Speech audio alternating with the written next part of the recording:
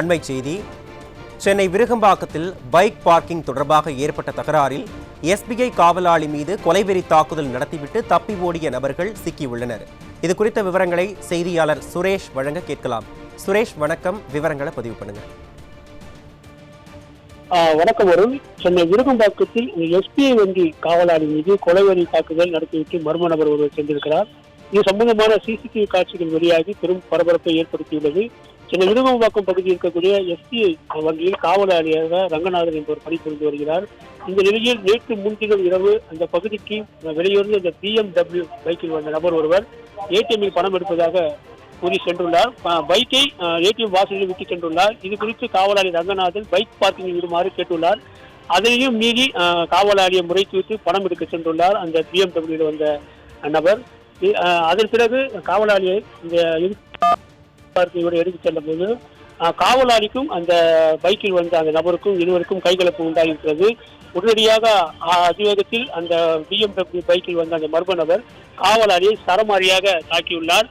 நிலை குளிந்து போன அந்த காவலாளி சம்பவ இடத்திலே மயங்கி விழுந்துள்ளார். இந்த சம்பவம் குறித்த சிசிடிவி காட்சிகள் வெளியாகி தற்போது பெரும் பரபரப்பை ஏற்படுத்தியுள்ளது. அக்கம் பக்கத்தினர் அவரை மீட்டு முதலுதவி அளித்ததாக கூறப்படுகிறது. இது குறித்து காவலாளி ரங்கநாதன் விருகம்பாக்கம் காவல் நிலையத்தில் புகார் ஒன்றை அளித்தார். இந்த புகாரின் அடிப்படையில் தாக்கிவிட்டு சென்ற அந்த மர்ம நபரை விருகம்பாக்கம் காவல்துறையை கைது செய்து தற்போது தொடர்ந்து விசாரணை மேற்கொண்டு வருகின்றனர்.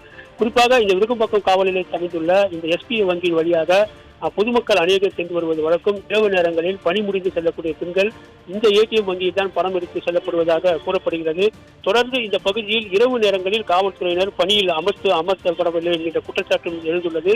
குறிப்பாக மக்கள் நடமாட்டம் அதிகம் இருக்கக்கூடிய இந்த வங்கியின் அருகில் காவலாளி ரோந்து பணியில் கூட செல்லவில்லை என்ற குற்றச்சாட்டு எழுந்துள்ளது. இரவு நேரங்களில் காவலாளிகள் இந்த வங்கியில் பணிபுரியும் காவலாளிகளிடம் சென்று இரவு நேரங்களில் கையெழுத்து வாங்கிவிட்டு செல்வது வழக்கம். ஆனால் இதுவரை இந்த ஏடிஎம் வளாகத்தில் எந்தவித காவலர்களும் வரவில்லை என்ற குற்றச்சாட்டு எழுந்துள்ளது. தொடர்ந்து வங்கியில் பணிபுரிகின்ற காவலாளிக்கு இதுமுறை தாக்குதல் நடத்தப்பட்ட சம்பவம் அந்த பகுதி மக்களிடையே பெரும் சோகத்தையும் அச்சத்தையும் ஏற்படுத்தியுள்ளது.